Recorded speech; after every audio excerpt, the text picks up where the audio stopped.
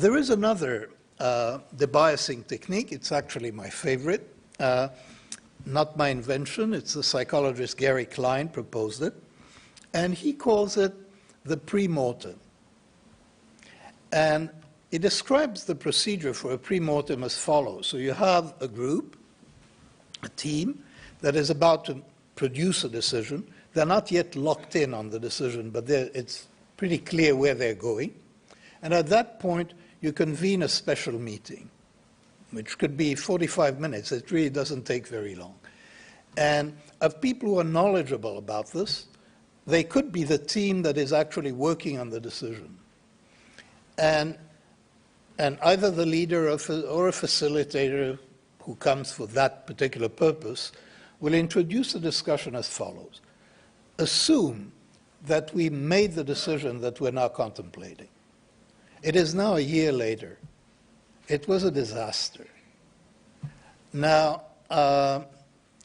you have a sheet of paper in front of you. Write a brief history of that disaster. This is called the pre-mortem.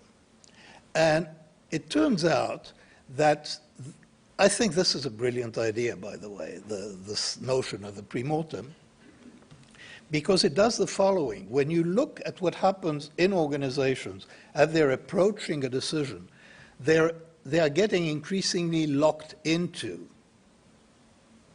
that decision, especially if the leader of the organization is clearly in favor of it. Dissent is becomes very difficult. In general, by the way, organizations like optimists. Pessimists are almost disloyal in many cases. We really don't like pessimists much.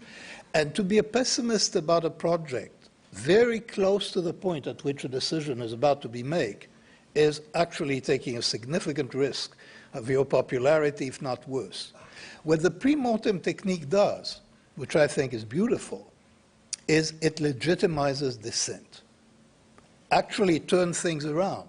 It rewards people for being imaginative in finding flaws in the current plan. Now, not everybody is thrilled with that idea, because actually many decision makers and large organizations want optimism.